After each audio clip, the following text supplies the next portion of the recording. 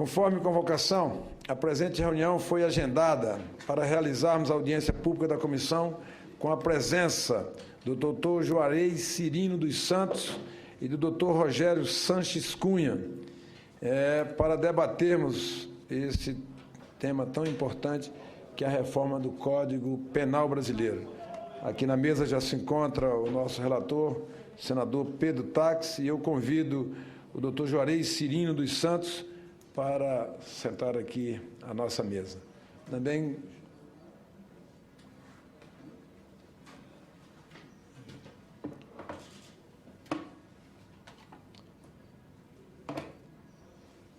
convido o Dr. Rogério Sanches Cunha para sentar à mesa.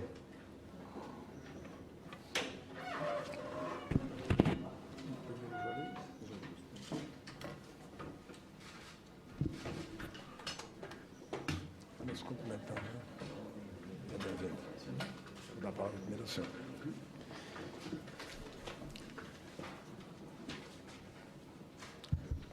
Dando sequência ao nosso trabalho, conforme determina o nosso regimento, eu concedo a palavra ao Dr. Juarez para a sua exposição, Dr. Juarez Cirino dos Santos, para a sua exposição inicial, apenas para registrar que o regimento nos coloca na posição de 20 minutos disponível para Vossa Senhoria, podendo ser prorrogado esse tempo a critério da presidência. Havendo necessidade, Vossa Senhoria me solicita que nós daremos o tempo necessário para que o senhor possa fazer a sua exposição aqui nesta comissão especial que trata do projeto de lei do Senado de número 236, que é para que todos os brasileiros que nos acompanham nesse momento saibam que nós estamos discutindo o novo Código Penal brasileiro,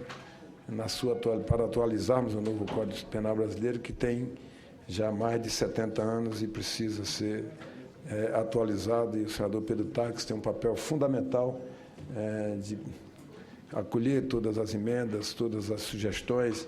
Nós temos recebido sugestões do Brasil inteiro e todas as sugestões que essa presidência tem recebido, tem encaminhado ao senador Pedro Taques, sem deixar de dar atenção a nenhum tipo de expediente, a nenhum tipo de provocação ou nenhum tipo de contribuição que possa chegar a essa comissão, porque o nosso desejo é de fazer um amplo debate para que essa comissão e o nosso relator possa fazer um substitutivo, ao projeto inicial que foi dado uma contribuição pelos juristas brasileiros ao Senado da República e depois condensado e já bastante amadurecido em relação a todas as demandas que nós recebemos nessa comissão, assim como os debates feitos em reuniões administrativas internas, apresentado também já um pré-relatório que vai ser modificado até chegarmos a um relatório substitutivo final da autoria,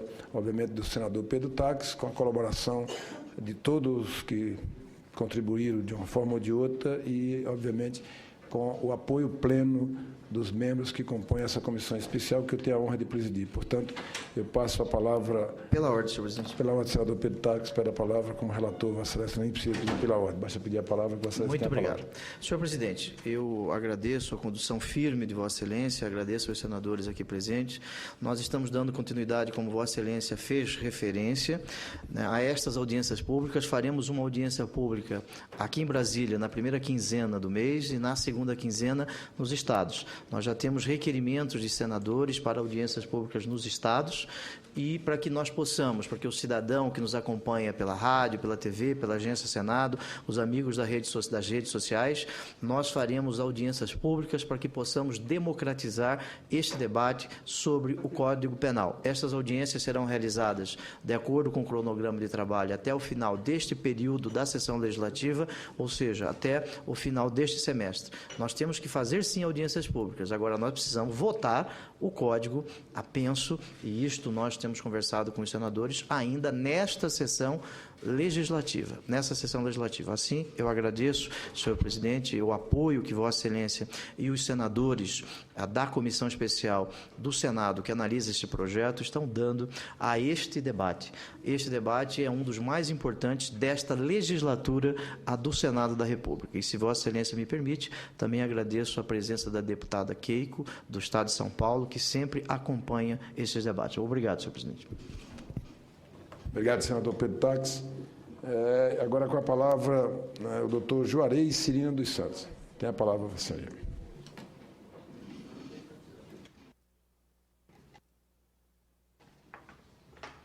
Muito obrigado, senador Eunício Oliveira, que preside esta audiência pública sobre a reforma do Código Penal.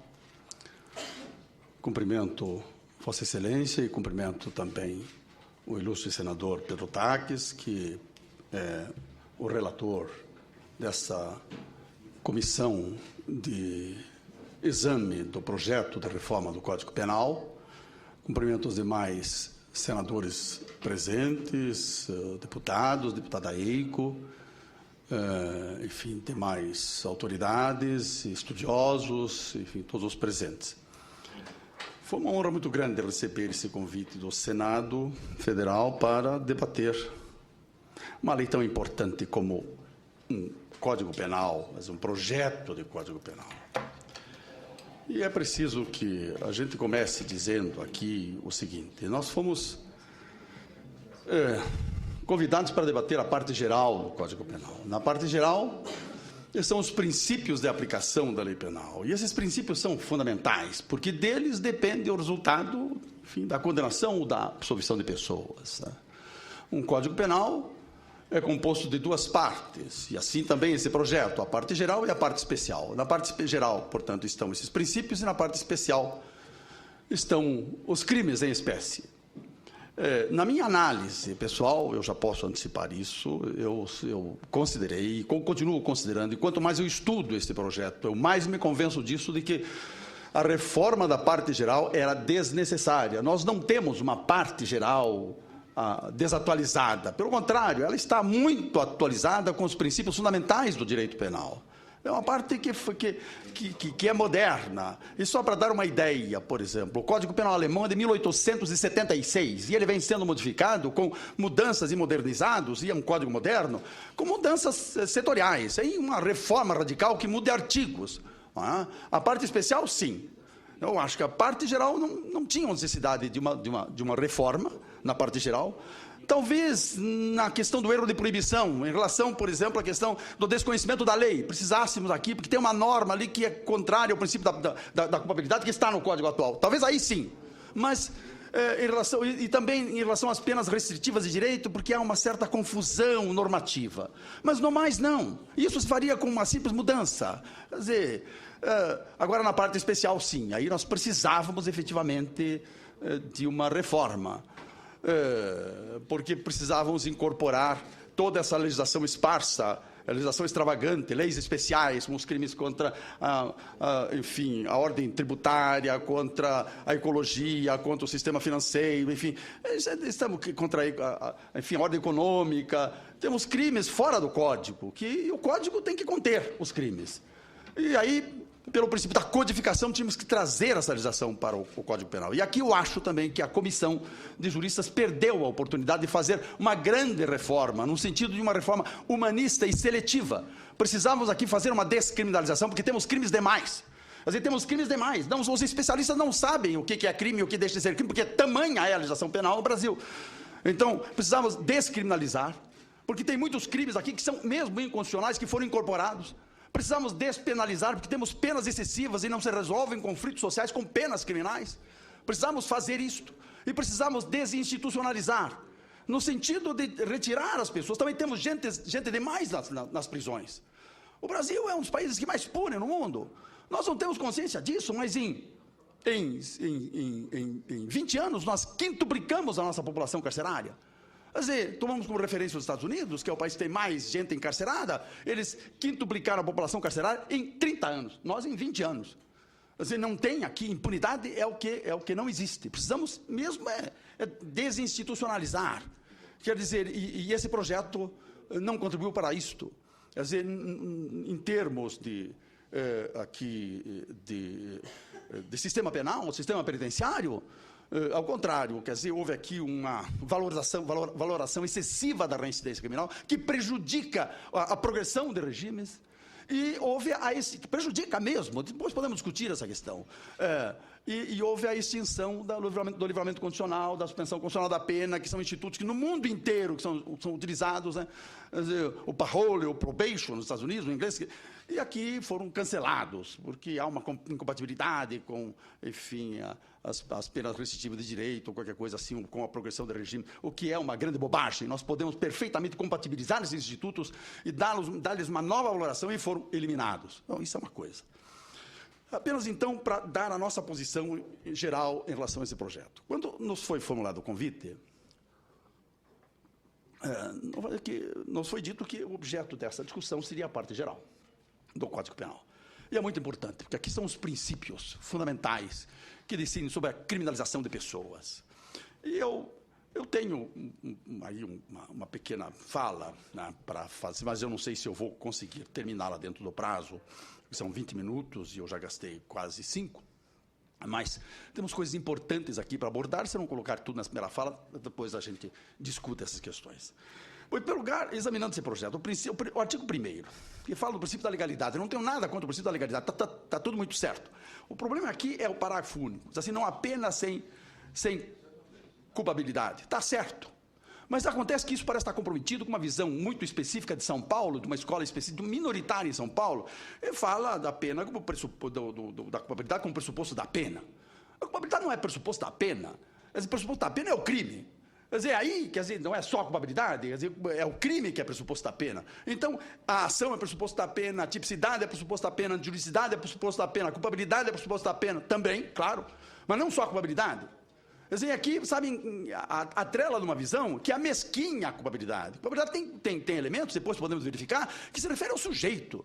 Quer dizer, é o sujeito, não é mero pressuposto da pena. Tem uma função muito maior para cumprir no direito penal. E se queria colocar mais algum princípio aqui ao lado, colocou o princípio da legalidade, colocar o princípio da culpabilidade, muito bem. Mas então colocasse outros princípios, que existe um conjunto de princípios. E por que não aproveitar, então, esse parágrafo único para dizer o seguinte, que, enfim, a legalidade penal também é regida pelos princípios da culpabilidade, sim, da lesividade, não precisa de uma norma especial para falar do princípio da ofensividade, o princípio da proporcionalidade e o princípio da humanidade.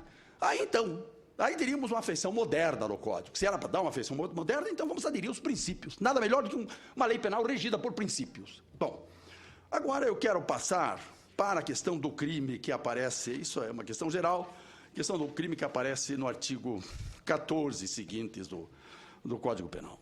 Aqui, efetivamente, a comissão teve uma boa intenção expressa no artigo 14, onde fala que a realização do fato criminoso exige ação ou omissão, dolosa ou culposa, que produz ofensa potencial ou efetiva a determinado bem jurídico. A segunda parte, se aderisse o princípio da lesividade, lá no começo eu não precisava repetir aqui, porque isso atinge daí todo o Código Penal. Mas aqui tem o seguinte, fala ação e omissão, aqui no artigo 14, e lá embaixo fala, considera-se causa a conduta. Por que não repetir ação ou omissão? Porque aqui ação ou omissão e aqui conduta. Quer dizer, essa questão de diversidade, quer dizer, a primeira coisa que você faz quando você trata de um Código Penal é a uniformização da linguagem. Mas isso não é o problema. Vamos passar por cima disso. É apenas uma observação en passant. Eu quero falar o seguinte. O parágrafo único aqui traz um conceito que é inaplicável. É inaplicável. Diz assim. O resultado exigido somente é imputável a quem lhe deu causa, a quem lhe der causa. Não é porque aqui no infinitivo, depois vai usar no pretérito perfeito, mas não tem importância. A quem lhe der causa. E se decorrer da criação o incremento de risco tipicamente relevante dentro do alcance do tipo. Eu duvido quem entenda isto. Eu duvido quem aplique isto. Duvido que a comissão explique o conteúdo disto aqui, inclusive. Eles incorporaram aqui uma ideia do Roxin, que é essa que dentro do alcance do tipo, que é importante na literatura, até mesmo na jurisprudência, mas na lei? Quer dizer, como é que você vai medir o alcance do tipo? Isso é impossível. E mais, olha aqui, diz assim, se decorrer da criação ou incremento de risco tipicamente relevante. Ora, risco tipicamente relevante, o professor Juarez Tavares fez uma crítica a isso aqui, diz assim, o risco pode ser juridicamente relevante, mas tipicamente relevante não é. Quer dizer, o risco é típico ou não é típico? Essa história de risco tipicamente relevante é uma bobagem. Então coloca, para que esse risco tipicamente relevante? Agora, dentro do alcance do tipo, isso é indeterminável. Se tivéssemos a lei que dissesse, olha, isso está dentro do alcance do tipo, estão dentro do alcance do tipo essas condutas. Aí você tem. Mas como é que vai se saber aqui? Qual é o alcance? Quem é que vai medir esse alcance? Isso é um conceito que é exclusivo do Roxy, só ele defende, que é um conceito interessante, dentro da literatura, mas colocar isso na lei, eu quero ver o juiz medir isso aqui, esse é o problema. Esse, então, é a primeira questão em relação ao fato criminoso. A segunda questão, ainda em relação ao fato criminoso, vem com relação ao conceito de dolo. O conceito de dolo é um conceito importantíssimo. Mas o que é dolo? Como é que eu posso imputar a alguém um fato como doloso se eu não sei o que é dolo? Então veio o conceito de dolo no artigo 18. Diz assim, disse o crime doloso quando a gente quis realizar, aqui você vê, aqui já usa o passado, o pretérito perfeito, quis realizar, lá quer, realizar o tipo penal ou assumiu o risco de realizá-lo. Agora, até aí está tudo bem. Até aí está tudo bem, está mais ou menos de acordo com o Código atual. Mais ou menos. Agora, aí vem vírgula. Consentindo ou aceitando de modo indiferente o resultado. Eu duvido quem consiga acoplar essa segunda parte com a primeira parte.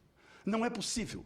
Porque aqui existem duas teorias diferentes. A teoria do consentimento, que, enfim, exige a aceitação, que está desenvolvida no direito penal, que é uma teoria de Metzger, que exige a aprovação do resultado. E a teoria da indiferença, que exclui resultados indesejáveis. Agora, como é que eu posso, ao mesmo tempo, aceitar de modo indiferente, aceitar ou consentir de modo indiferente? Eu estou acoplando aqui duas teorias que são contraditórias. Não é possível, você adota uma teoria ou a outra. Quer dizer, aqui, como sugestão, eu digo, poderia-se até fazer uma emenda, assim, pode até usar a primeira parte, diz assim, quer realizar o tipo penal, como ele diz assim, o tipo penal, ou assume o risco de realizá-lo, e esquece a segunda parte. Agora, se quer fazer uma definição moderna mesmo, poderia fazer assim. Quer dizer, a proposta seria, quer realizar o fato típico, não é o tipo penal que o sujeito quer, ele quer o fato típico. Quer dizer, coisa da realidade não é coisa da lei.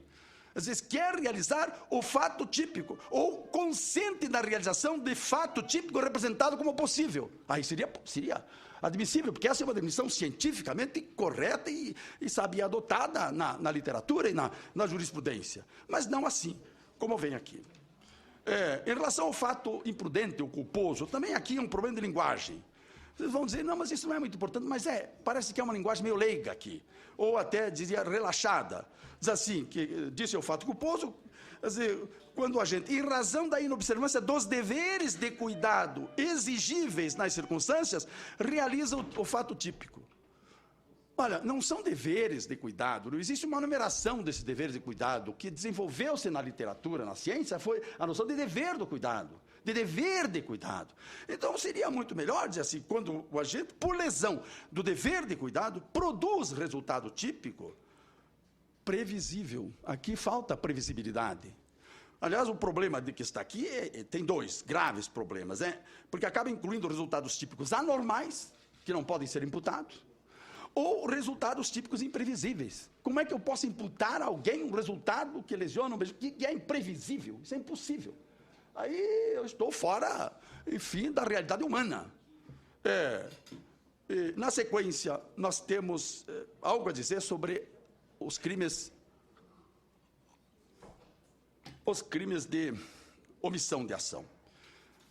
A comissão tratou os crimes de omissão de ação como se fosse uma coisa absolutamente tranquila, sabe, na jurisprudência, na literatura. E os crimes de omissão de ação, especialmente no âmbito da omissão imprópria, eles são questionadíssimos. O Zaffaroni agora aderiu, ele simplesmente está dizendo que eles são inconstitucionais. Na Alemanha se discute seriamente, na Europa, essa questão dos crimes de omissão imprópria. Porque nós temos uma regulação no Código Penal que é insatisfatória, que foi reproduzida, de certa maneira, no projeto, que nisso ele não alterou, mas é o problema do garantidor. A omissão imprópria se refere ao garantidor no meio jurídico, o pai em relação aos filhos, o médico em relação ao paciente, essas coisas. E aí o Código define o dever jurídico de agir. Quer dizer, diz quem são os garantidores. Está lá o nosso Código atual e o projeto, também no artigo 17.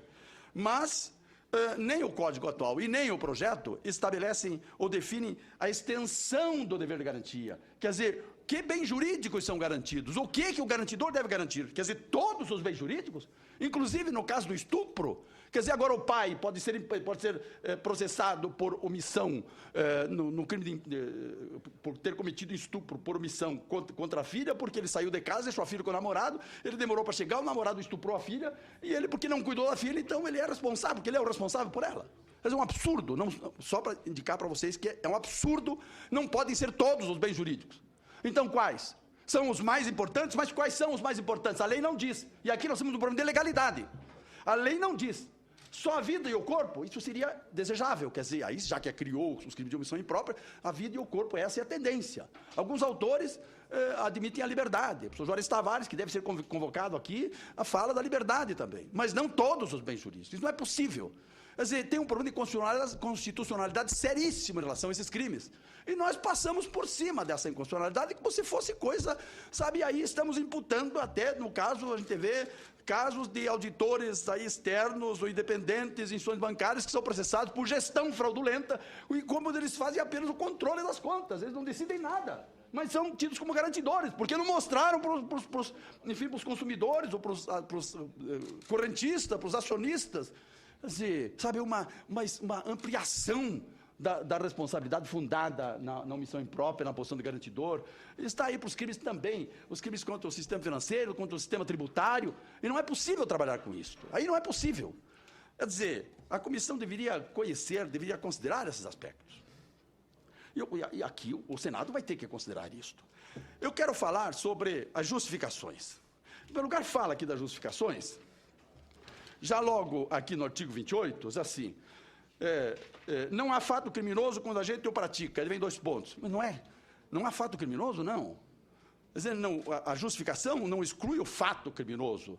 As justificações, elas excluem o injusto, a ilicitude do fato. Então, não há injusto do fato, não há ilicitude do fato, não há fato criminoso, porque o fato criminoso, o fato continua existindo. O que exclui é a ilicitude do fato, é o injusto do fato. Depois, eu vou passar por cima do estrito primeiro dever legal, do estrito regular de direito, teria umas coisas para dizer aqui, posso dizer depois. Eu quero falar sobre o estado de necessidade, que foi a justificação mais alterada e para muito pior. Quer dizer, para muito pior. Quer dizer, ao invés de fazer uma definição de estado de necessidade, aqui um escalonamento de requisitos que tornou absolutamente impossível entender, e na verdade, não só impossível entender, mas perverteu o conceito de estado de necessidade. Começa assim, diz assim, fala que existe o estado de necessidade para a defesa de bem jurídico próprio ou alheio contra lesão atual ou iminente. Quer dizer, lesão atual ou iminente de bem jurídico? Isso é uma definição errada.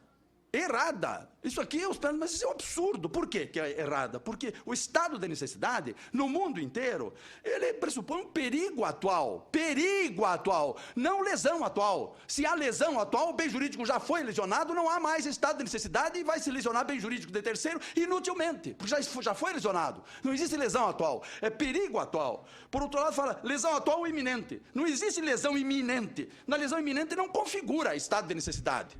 Não configura. Mas ele poderia assegurar uma situação de legítima defesa, aí, legítima defesa especial, aí que se chama, agora, imediatamente eu não consigo, é uma legítima, pode ser antecipada, exatamente. É legítima defesa antecipada, muito obrigado.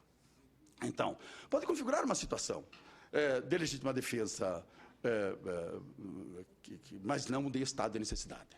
Muito bem. Mas não é só. Fala em que o estado de necessidade exige perigo não provocado pelo agente. Está certo? Isso é regra, não provocado pelo agente. Quer dizer, doloso. Mas e se o agente provoca culposamente? Ele está impedido de se valer do estado de necessidade? Alguém que culposamente vira um barco e só tem um salva-vida, ele é obrigado a morrer afogado e não lutar pelo equipamento? Quer dizer, isso é um absurdo. Quer dizer, quando diz que o perigo não provocado pela gente, ele deveria distinguir o perigo doloso do perigo culposo, como o Código atual faz. Fala no dever, que o dever de evitar o perigo também exclui o estado de necessidade. Mas escuta, o dever, quer dizer, o bombeiro, o policial, quer dizer, agora ele tem que morrer? Quer dizer, digamos o bombeiro. não é? Numa situação de certeza de morte, ou de probabilidade de lesão grave, ou mesmo de morte. Aqui nós temos situações que excluem o dever. Então ele não pode, ele não está impedido de usar o estado de necessidade. O bombeiro, por que o senhor não salvou a criatura que estava dentro das chamas? Porque se eu entrasse lá, eu morria com ela. É óbvio. Então não é que quem tem o dever legal de enfrentar o perigo não pode se valer do estado de necessidade. Pode sim. Isso é da literatura. E ainda fala, aqui tem uma outra coisa também. A questão da razoabilidade do sacrifício do bem jurídico ameaçado. Aqui fala, vem lá nos parágrafos subsequentes, não seja razoável exigir o sacrifício do bem jurídico, levando-se em consideração sua natureza ou valor, se for razoável, poderá ser afastada a culpabilidade, etc. A comissão aqui introduziu uma diferenciação que nunca existiu no direito penal brasileiro, que foi a diferença entre o estado de necessidade exculpante e o estado de necessidade justificante. Eu acho que nós resolvemos todas as situações aqui no Brasil como estado de necessidade justificante. E se nós podemos justificar, por que vamos exculpar? Se a justificação digamos, uma excludente de criminalidade mais forte. Mas, enfim, nada a opor. Eu tenho contra isto aqui. É que esta distinção, na verdade, não exclui a controvérsia na hipótese de bens jurídicos equivalentes. Não exclui, por exemplo, de vida contra vida. Porque esta é a questão de vida contra vida. Imagine dois alpinistas, esse é o exemplo clássico, pendurados de uma corda, que num acidente, numa escalada, que só pode conter um deles. E aí o que está na parte superior da corda, corta a parte de baixo. Claro, para essa teoria diferenciadora, então há uma exculpação. Mas para a teoria justificadora, diz que há aqui uma justificação. Isso tem importância, inclusive, na questão da indenização, etc. Mas, enfim, eu digo que esta diferenciação introduzida aqui na lei brasileira não acaba com a controvérsia. Porque quem defende a exculpação para essa hipótese vai dizer, não, mas a vítima não tem o dever de tolerar, por causa da questão da dignidade humana, etc. Mas quem defende a justificação diz assim, mas o autor age impelido pelo instinto fundamental do ser humano, que é o instinto de sobrevivência, que é a lei maior. Essa é a lei com maiúscula. Quem é que vai renunciar à sobrevivência? Bem, isso sobre o estado de necessidade. Quanto à legítima defesa, ela, na verdade, é um instituto muito... O estado de necessidade, quer dizer, por que a comissão não tentou fazer uma definição? Quer dizer, ao invés de escalonar requisitos, faz uma definição. Nós temos uma definição no Código Penal, melhor do que esta aqui. Não tem os problemas que esta aqui tem. Mas, enfim... Aí vem a legítima defesa. A legítima defesa é um instituto tecnicamente muito desenvolvido, não há o que mudar, mas há alguma coisa que foi acrescentada à legítima defesa, que é a chamada legítima defesa com limitações ético-sociais e que eu acredito que é uma espécie de avanço de civilização em matéria de legítima defesa. Existem situações em que a defesa já é necessária, mas ainda não é permitida. No caso, por exemplo, de agressão de incapazes, quer dizer, menores, bêbados, loucos, ou no interior da família, que exige procedimentos prévios, como o desvio da agressão, a defesa sem danos, uma ajuda de terceiros, suportar pequenos danos. E só se nada disso for possível é que aí a defesa necessária torna-se permitida. Eu acho importante, poderia acrescentar-se isso aqui. Não se acrescentou. Se acrescentou aqui um excesso impunível, desculpável, que acho que é um avanço muito bom, que fala do excesso, por exemplo, de legítima defesa determinado por, como fala a comissão, confusão mental ou justificado medo. Eu fui a primeira pessoa a falar disso no Brasil. O Código Alemão tem uma norma, se dizem que a emoção e a paixão não são importantes, o Código tem uma norma que diz assim, não se pune o excesso de legítima defesa determinado por medo, susto ou perturbação. É uma norma importantíssima. E quando eu vi isso, mas aqui está uma situação de exculpação, sabe, que nós podemos adotar, porque isso já faz parte da legislação internacional. E aqui a comissão acrescentou, eu achei realmente um avanço. E, na área da culpabilidade, nós temos problemas sérios aqui, eu não posso discorrer sobre eles todos, só quero falar sobre algumas coisinhas para os senhores refletirem, que são importantes. A culpabilidade é um conceito complexo. Quer dizer, por isso aqui não é pressuposto da pena, porque é um conceito complexo estruturado sobre requisitos que devem existir no sujeito. O primeiro deles é esse, é a imputabilidade. Mas a imputabilidade é a capacidade de saber e de controlar o que faz. A culpabilidade não é só a capacidade de compreender o caráter criminoso do fato. É mais, é de determinar-se de acordo com essa compreensão. Determinar-se de acordo com a compreensão significa o quê? Significa controlar os impulsos, os instintos, os afetos. Isso que a psicanálise nos mostrou e que, de repente, é importante para o direito penal. Como é que podemos trabalhar com o direito penal que desconsidera isso? Os impulsos, os instintos, os afetos. E quando se trata de impulsos, instintos, afetos, os principais no ser humano são a agressividade e a sexualidade. Segundo a psicanálise, é isto. Ora, como é que podemos reger o direito penal? Dizer assim, a emoção e a paixão não excluem a imputabilidade penal. Mas quando isso está sendo admitido, por exemplo, impulsos, instintos, afetos são reações químico-neurônicas de sobrevivência individual que determinam os pensamentos e as ações humanas. Como é que podemos ignorar isso? E aí, quer dizer, essas formações agressivas hoje tem relevância, quer dizer, impulsos agressivos, não os impulsos agressivos baseados no ódio e na ira, faz-se uma distinção em psicologia, mas os impulsos agressivos baseados, digamos, os impulsos fortes, no medo, no susto, na perturbação. Quem não sente medo? Quem não sente susto? Quem não se perturba em situações em que a sua vida corre um risco, por exemplo? E aqui se admite, por exemplo, eu achei que foi aqui tem uma coisa boa que o Código trouxe, porque ele admitiu, eu já falei, quer dizer, a questão do medo justificável ou da perturbação da consciência que eles propuseram, mas se propuseram isso, então por que diz que a emoção e a paixão não excluem a imputabilidade penal? Esse é um problema seríssimo que requeria uma reflexão maior. Depois, a embriaguez. Eu vou falar uma coisa aqui que é preciso discutir no país, isto. A questão da embriaguez, voluntária ou culposa, que também não exclui a imputabilidade penal. O que se chama de actio libera causa. A actio libera causa é muito maltratada no Brasil. O cara bebeu, está embriagado, é actio libera causa, mas não é assim. A actio libera causa só se configura no caso de conjugação de duas ações. Uma ação anterior de autoincapacitação temporária com o propósito de praticar um crime determinado, ou sendo previsível praticar um crime determinado. Veja, estamos dando com dolo ou imprudência aqui. E depois do estado de incapacitação temporária, o sujeito pratica esse crime determinado dolosamente ou pratica imprudentemente. Aí temos a actio libera causa, aí tem que ser condenado, efetivamente, que se transformou num instrumento de realização da própria deliberação criminosa. Mas essa não é a situação da maioria dos problemas de crimes cometidos em estado de embriaguez no Brasil. Nós temos aqui um problema prático muito sério. Como lidar com milhares de fatos violentos que se praticam todos os dias em situação de inimputabilidade por embriaguez e que não cabem dentro da actio libera causa? Como lidar com isso? Sabe que os alemães resolveram isso? Eles criaram um crime que chama-se Vollrausch, quer dizer, embriaguez plena, e que diz o seguinte: qualquer crime cometido em estado de inimputabilidade por embriaguez, em que o sujeito não tinha a intenção de praticar um crime, esse crime pode ser punido com uma pena, até 5 anos. O juiz é que vai decidir, não tem pena mínima, até 5 anos. Podemos criar algo assim, porque nós estamos condenando pessoas contra o princípio da culpabilidade, quer dizer, que não sabiam o que fizeram, e que depois que passa o porre, mas por que eu fui fazer isto?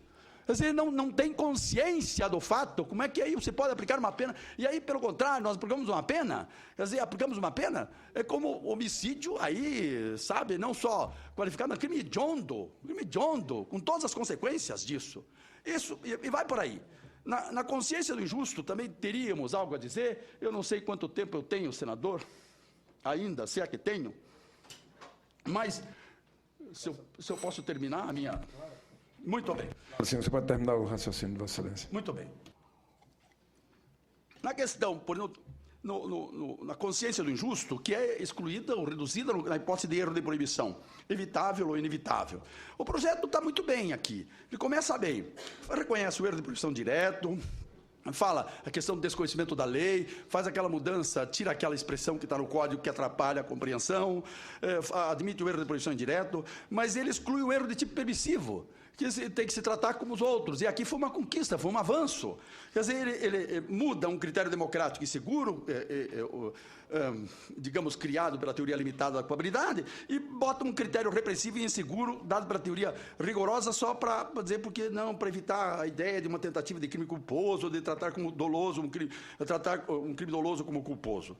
Quer dizer, a alternativa aqui seria repropor a norma sobre as discriminantes putativas. Aqui, isso é só para vocês entenderem.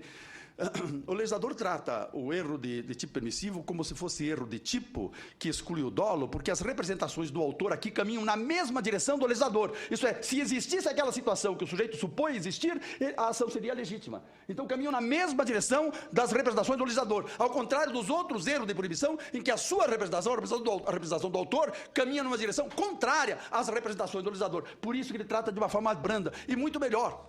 Bem, teríamos sobre a exigibilidade, ou inexigibilidade, o projeto tem uma proposta até avançada, coisa assim, fala de outras referências, outras hipóteses de inexigibilidade.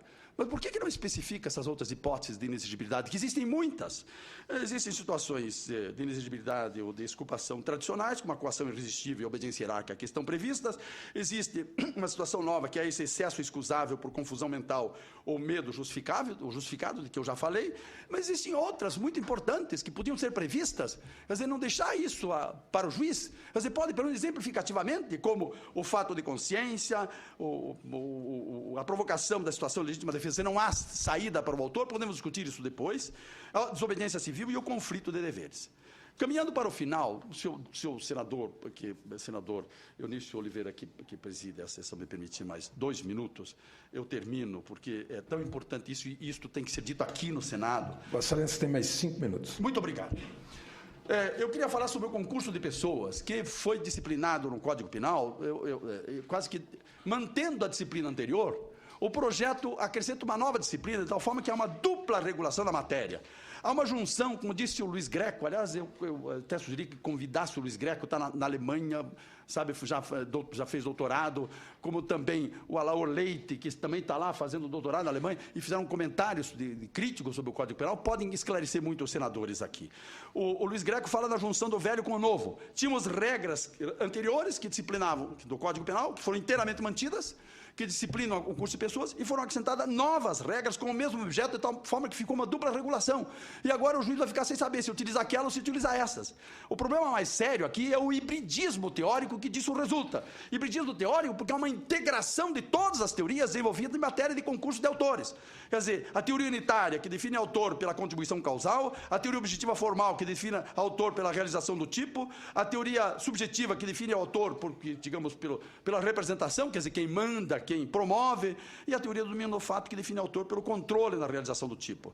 Ou seja, há um conjunto de teorias de tal forma que qualquer conclusão pode ser justificada por qualquer teoria, e você nunca sabe. Você ataca por uma teoria, o juiz vem com outra teoria. Ou você vai por uma teoria, o promotor tem outra. Quer dizer, isso não é possível. A proposta que a gente tem aqui é simplesmente cancelar tudo que a comissão botou de novo em matéria de concurso de agentes e deixar o velho código aqui, porque está muito melhor. Para terminar, isto sim é importante, a tentativa. Na tentativa houve uma ampliação absurda da punibilidade, porque além dos problemas de definição, diz assim, claro, a comissão partiu de um fundamento objetivo. Quer dizer, diz assim, iniciada a execução, quando iniciada a execução, o resultado não se consuma por circunstâncias alheias à vontade do agente. Está certo, é assim que está no Código Penal. E se ficasse só aqui, não tinha problema. Nós temos teorias para trabalhar a questão da tentativa, mas a comissão resolveu definir início da execução, e aí botou os pés pelas mãos. Por quê? Porque ela usa definições contraditórias. Ao tentar definir o início de execução, ela trabalha com a teoria objetiva formal e também com a teoria objetiva individual. Porque diz assim, quando, se me perdoam, artigo 22, o 24, só para, assim, ao início da execução, quando o autor realiza uma das condutas constitutivas do tipo, até aqui está tudo muito bem. Vamos trabalhar com a teoria objetiva formal, que é somente objetiva, não trabalha com o dolo, mas de qualquer forma, está ótimo. Agora, assim, vem a alternativa, ou, segundo o seu plano diretivo, pratica atos imediatamente anteriores à realização do tipo que exponham a perigo o bem jurídico protegido. Quer dizer, adota aqui a teoria objetiva individual, que é a teoria legislada no Código Penal alemão, que, enfim, eles defendem porque é a da lei penal alemã, mas junto com uma teoria incompatível, que é a teoria objetiva formal. E eu vou explicar por que há um problema aqui. Um problema porque são teorias que não são compatíveis, porque é uma coisa ou outra. Agora, uma coisa diz assim, o problema surge assim. O problema não está quando diz assim, quando o sujeito realiza a conduta constitutiva do tipo, porque aí há uma projeção para o interior do tipo. Quer dizer, aí estamos de acordo com a legalidade, se trata de uma ação executiva que não é inconstitucional. O problema está no recuo para o exterior do tipo. Quer dizer, para fora do tipo, e, portanto, para fora da legalidade, quando assim, pratica atos imediatamente anteriores à relação do tipo. E imediatamente anteriores à realização do tipo, isso é fora do tipo, fora da legalidade. Como é que vamos punir isto? Quer dizer, atos preparatórios. Então, a definição de tentativa que consagra a teoria objetiva formal, que exige prática de ação executiva do tipo, e outra ação, quer dizer, mas admite um recuo para atingir ações preparatórias. A proposta minha seria, só para concluir, então, senador, seria excluir a segunda parte, a teoria objetiva individual, na versão dominante, ou simplesmente, se se quer adotar isso, posso dizer o seguinte: o autor realiza, conforme o plano do fato, conduta constitutiva do tipo legal. Aí estamos tudo bem. Nós botamos a questão subjetiva, conforme o plano do fato, conduta constitutiva do tipo legal. E não teríamos problema de ampliar a punibilidade da tentativa. Muito obrigado, senadores, pela paciência, mas era preciso dizer essas coisas nesse fórum. Para a sua exposição. Bom dia a todos. Eu gostaria, antes de mais nada, de cumprimentar o senador Eunício Oliveira, o senador Pedro Tax, em nome de quem cumprimento os demais senadores e senadoras aqui presentes, deputados e deputadas. Também, além de cumprimentar, parabenizar a exposição do professor Juarez Cirino, professor de todos nós. E eu gostaria apenas de enfocar um ponto importante. Nós estamos falando do anteprojeto do Código Penal. E a visão que eu trago aqui vai ser a visão de um promotor de justiça, de quem precisa do Código Penal no seu dia a dia, na sua atividade forense, quando se depara com um inquérito policial, quando se depara com um crime. Mas eu não posso deixar de reconhecer que, quando se fala em Código Penal, talvez porque eu goste muito da matéria, depois do Constitucional é o documento dos mais importantes, ou que gera uma discussão mais acalorada. É através do Código Penal que muitas vezes se reconhece o tipo de Estado em que nós estamos diante. Se o Estado é totalitário, não é totalitário, se o Estado é intervencionista ou não, etc. Então, é óbvio que um Código Penal não poderia passar à revelia de críticas, às vezes até críticas mais emocionadas. Essas críticas não deixam de ser pertinentes, e tanto são pertinentes que o senador Eunício acaba de reconhecer que a comissão já fez algumas alterações no sentido de corrigir as falhas importantes que o professor Juarez já anunciou. São falhas onde houve choque da dogmática na criação do anteprojeto, houve falhas. Por quê? Porque o anteprojeto ele foi constituído de uma comissão de juristas, uma comissão plural, com ideias plurais, e acabou gerando, às vezes, um outro ponto, colidência, choque de teorias, literalmente choque de teorias, como o professor Juarez mencionou. Agora, vejam, são vícios, choques facilmente corrigidos. É questão de opção política do Congresso. Diante de uma ou de outra teoria, o Congresso deve decidir, a comissão deve decidir qual teoria vai nortear determinado assunto. Eu não acredito que essas críticas sejam suficientes para tirar o quê? Primeiro, o brilho da comissão. Depois, o resultado da comissão. O Código Penal, à parte geral, ouso discordar, e aqui eu repito que eu ouso discordar, pelo menos na prática, eu como promotor de justiça em São Paulo, no meu dia a dia, o Código Penal, à parte geral, está desatualizado, sim. O Código Penal de 84, a sua parte geral de 1984, não me ajuda a resolver inúmeras questões do meu dia a dia. Precisa, sim, ser atualizado. O Código é de 84, antes de nós falarmos num direito penal totalmente vinculado ao direito penal alienígena, ao direito internacional. O Brasil assumiu compromissos na comunidade internacional que o Código Penal de 84, ele não anuncia. Nós assumimos compromisso da comunidade internacional que o nosso Código Penal, parte geral, simplesmente ignora. Ou porque são compromissos celebrados antes e não se deu bola, ou são compromissos celebrados depois. É claro que temos que atualizar. É até uma resposta para a comunidade internacional. Essa atualização da parte geral, de acordo com os anseios internacionais, é uma atualização importante.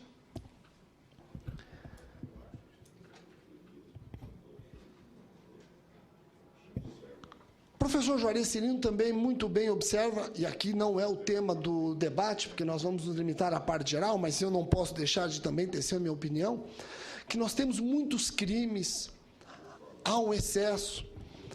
Eu não tenho dúvida de que nós temos infrações penais que devem ser reanalisadas sob a sua conveniência e oportunidade, descriminalização, despenalização, etc. Mas nós também temos inúmeros fatos humanos indesejados que não são crimes, ou que são contravenções penais e precisam ser levados à categoria de crimes. Então nós temos os dois extremos, e eu acredito que a comissão trabalhou nesse sentido, como eu vou tentar demonstrar daqui a pouco. Agora vejam, pontos positivos. Além de rebater no momento oportuno um ou outro detalhe, lembrando que muitas críticas, eu repito, foram pertinentes, eu quero trazer alguns pontos positivos. O Código Penal, ele acabou preocupando-se muito com a figura da vítima. O Código Penal, hoje, vigente, ele esquece a vítima. Eu pergunto a todos que conhecem o Código Penal, quantos artigos dos 360, isso eu não vou nem para a legislação extravagante, não vou para os mais de 130 documentos, vamos ficar no Código Penal, quantos artigos fazem referência à pessoa da vítima? Esquecida pelo Código Penal. O Código Penal, parte do anteprojeto, ele fala inúmeras vezes da vítima, como eu vou mencionar, inclusive prevê um detalhe importantíssimo, eu pelo menos não conheço na legislação estrangeira algo parecido ou tão parecido, que é o juiz criminal poder determinar a obrigação de pagamento de alimentos à vítima, por conta do crime da vítima ou até para os seus sucessores. Vejam, é um Código Penal que está preocupado com a vítima. É um Código Penal que está preocupado não apenas em punir, mas assistir o personagem principal do crime. O personagem principal do crime não é o criminoso ou só o criminoso. Nós temos uma vítima. E a vítima, pelo Código Penal de 84, ela foi esquecida, ou seja, ela foi vitimada pelo Código Penal, com uma omissão. Esse é um ponto positivo, tem que ser aplaudido.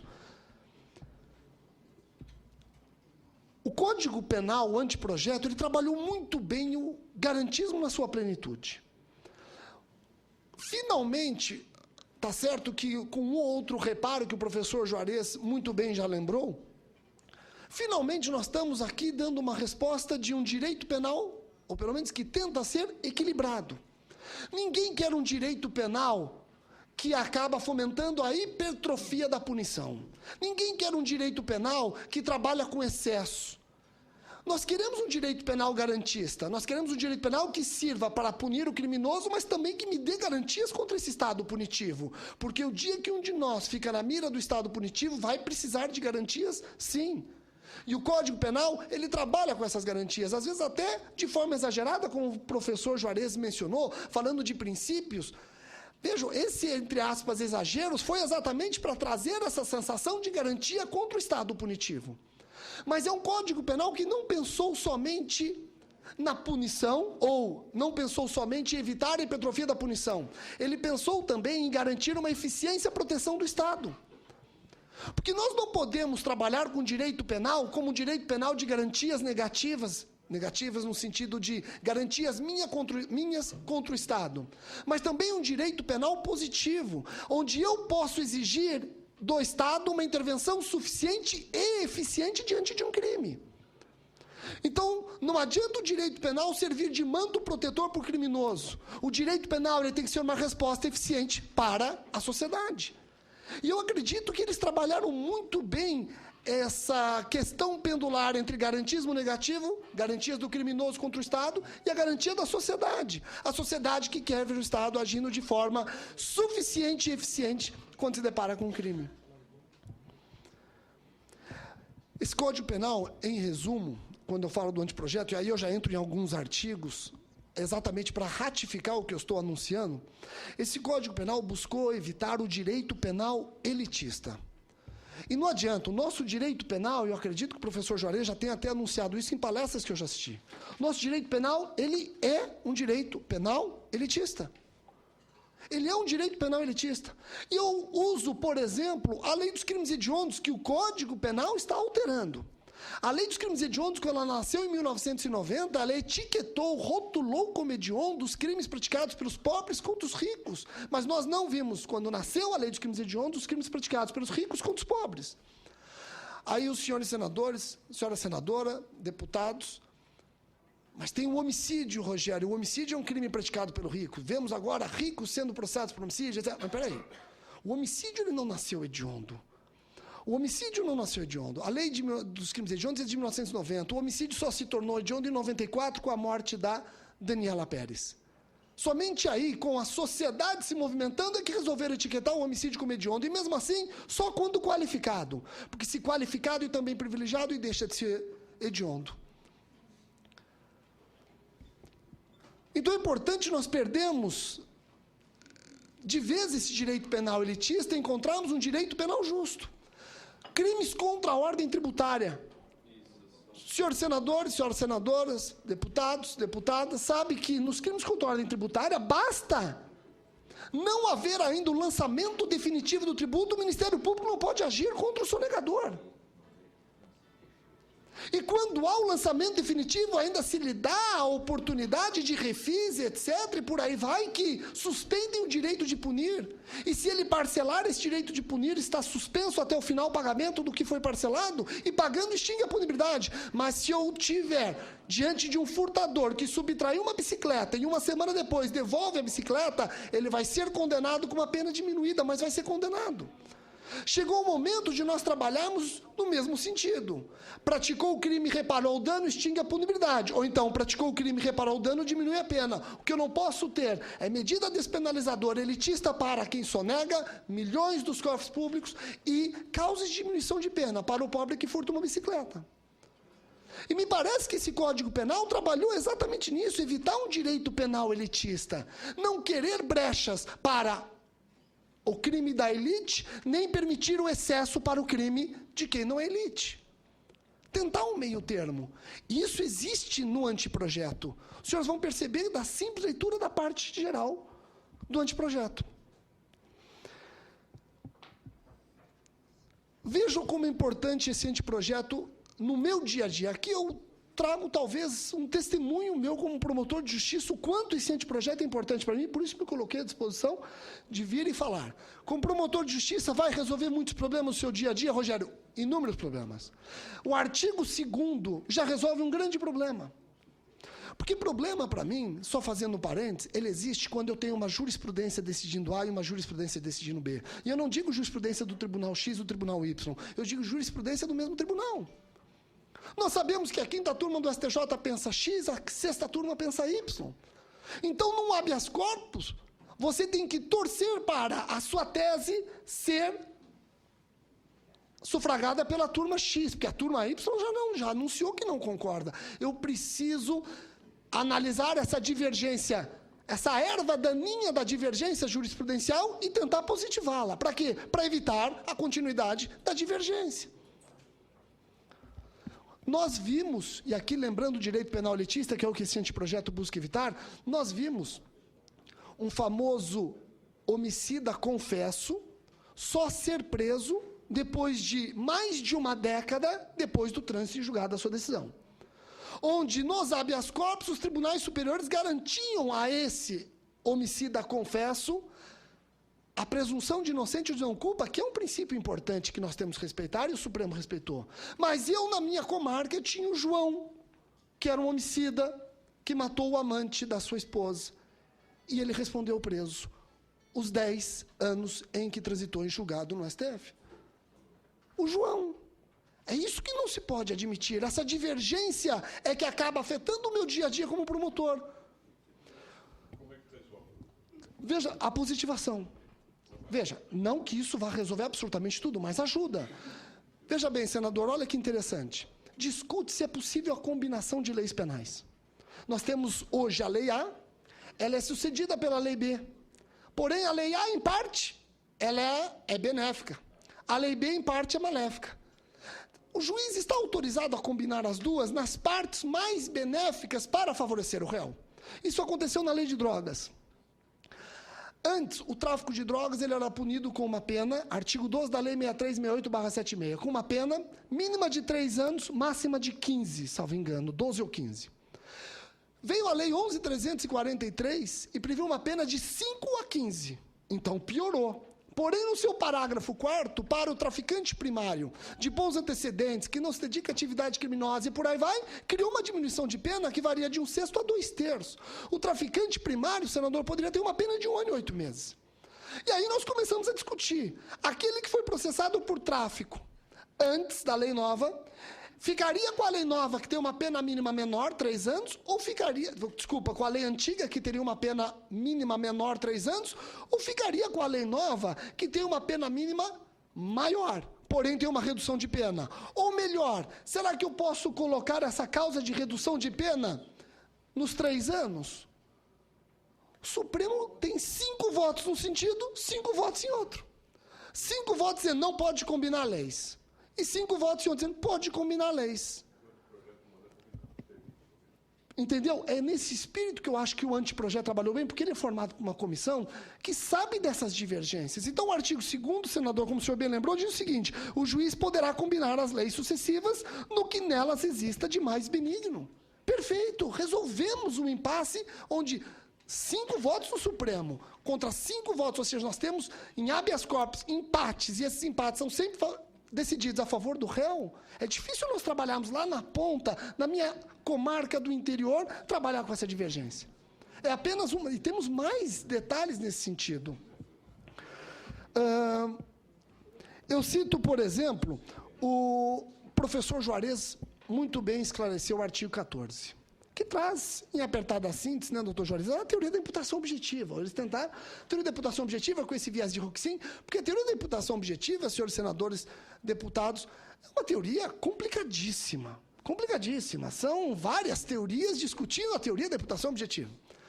Então, não se deu um rótulo de imputação objetiva, mas tentou-se trabalhar com os requisitos que hoje a jurisprudência vem trabalhando. Então, eu, Rogério, lá na minha comarca, eu vejo a jurisprudência, e no caso, no fatídico caso do mensalão, nós vimos o Supremo trabalhando com teoria da imputação objetiva. E aí, o que acontece? Eu preciso saber, então, se essa é uma teoria que nós vamos trabalhar ou não. Como saber se isso é só uma teoria ou se eu devo trabalhar com ela? Positivando. Se não, vai ficar, como diz o professor Juarez, só na literatura. Mas a literatura nem sempre é seguida. Tem um juiz que segue a literatura A, tem um juiz que segue a literatura B, mas os efeitos dessas distantes literaturas, quem sente é o réu. Ou a sociedade, quando se beneficia o réu de forma injusta. Então, nós estamos positivando aqui, pelo menos, requisitos que buscam chegar próximo da justiça que se quer numa imputação objetiva. O professor Juarez falou do início da execução, e parece que já houve a emenda de Vossa Excelência no sentido de que não haja essa incoerência muito bem observada pelo doutor Juarez. Agora, eu aqui não posso deixar de dar minha opinião no seguinte sentido. A parte que deveria ter sido suprimida é a primeira, deixando a segunda. Por que eu digo isso, doutor Juarez? Por que eu digo isso?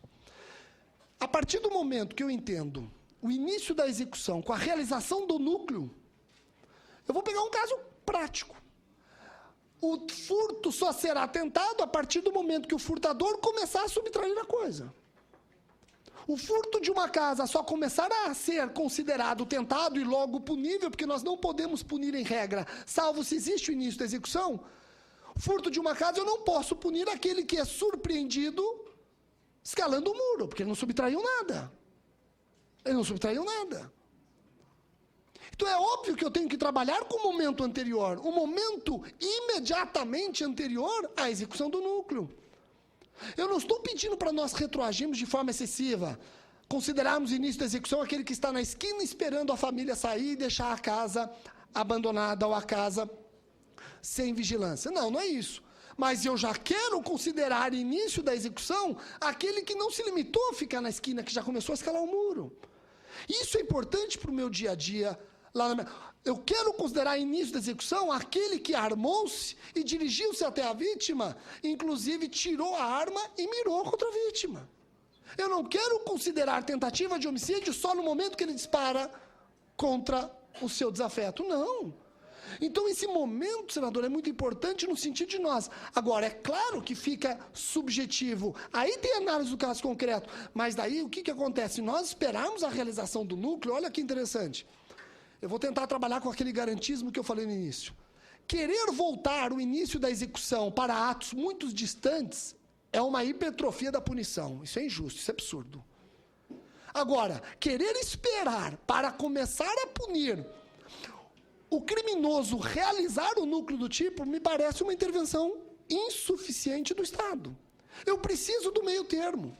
Eu não tenho que aguardá-lo executar o núcleo, mas eu também não vou alcançá-lo muito distante do núcleo. Eu preciso do ato imediatamente anterior, numa subtração de uma residência, no momento em que ele começa declaradamente a demonstrar o que ele quer, escalando o muro.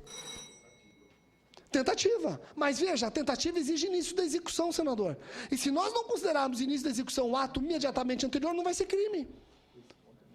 Entendeu? Senador, do jeito que está no projeto, só haverá início da execução, que é o que dá a tentativa, porque consumação esgota essa execução.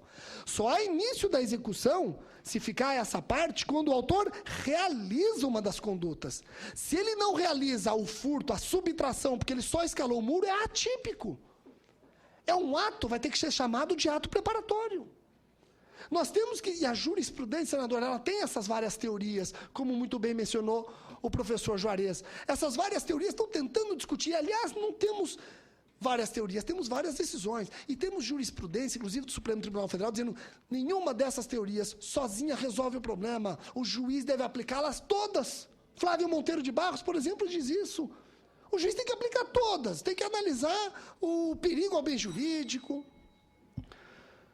Eu tenho ainda... Vamos lá. O princípio da insignificância. Veja que importante. O princípio da insignificância, até hoje, tem juiz que não aplica. E nós sabemos que o Supremo e o STJ, os dois não só aplicam, como criaram requisitos para aplicar o princípio da insignificância. Requisitos que a doutrina nem discursava sobre eles. A doutrina não discorria sobre requisitos. Os tribunais trabalham o princípio da insignificância. Agora, tem juiz que não admite. E o que é insignificante? O que é insignificante? Dependendo do jeito que se aplica o princípio da insignificância, ele vira um direito penal de elite. E eu dou um caso concreto meu, para os senhores entenderem que o meu objetivo aqui é mostrar que o Código Penal novo vai me ajudar no meu dia a dia como promotor de justiça. Eu era promotor de justiça numa comarca do interior de São Paulo, Santa Rosa de Viterbo. E lá uma senhora teve a sua única blusa de frio subtraída por um delinquente. Essa senhora veio até a promotoria porque ela queria saber o que aconteceu com o inquérito que apurava a subtração da sua única blusa de frio. Uma comarca pacata do interior de São Paulo. Eu pedi para meu oficial buscar o inquérito, porque eu não tinha me manifestado. Era um inquérito mais antigo. E eu vi que o meu colega, que me antecedeu, arquivou o inquérito porque entendia que aquela blusa de frio, por custar R$55, era insignificante. O que eu vou falar para essa mulher? A sua única blusa de frio para o meu colega é insignificante.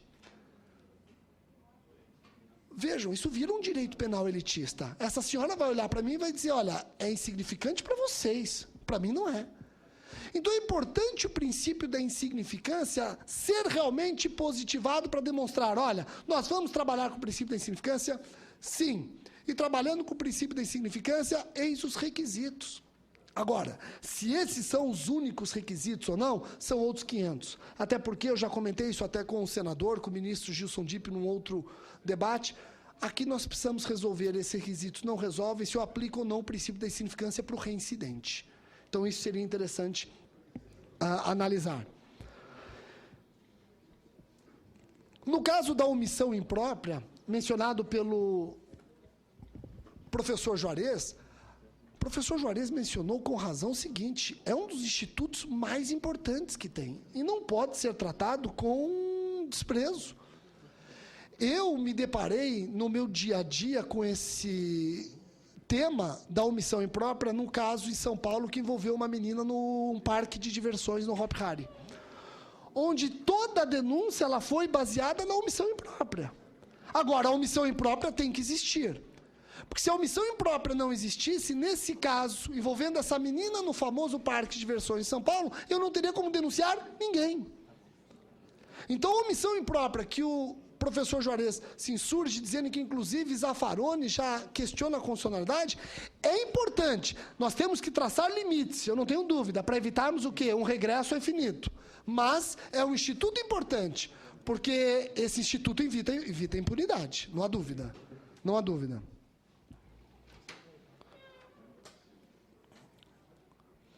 Eu apenas lembro aqui alguns detalhes, a importância de se considerar os crimes hediondos no Código Penal, sim, tirando dele os artigos. Porque quando nós colocamos o crime e o seu artigo, nós estamos evitando abranger crimes similares. E eu cito o Código Penal Militar.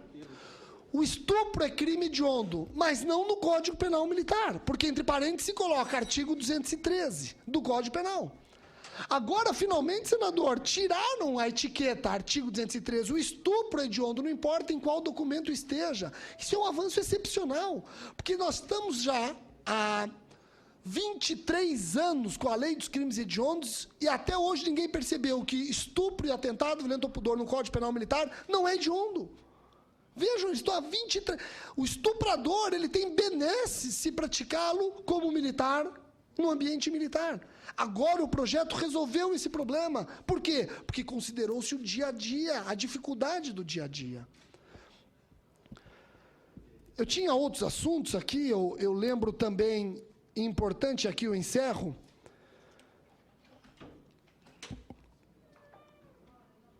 na parte de cumprimento de penas, eu acho que houve avanços magníficos, principalmente em crimes contra a administração pública, onde até para valer-se de penas restritivas de direito,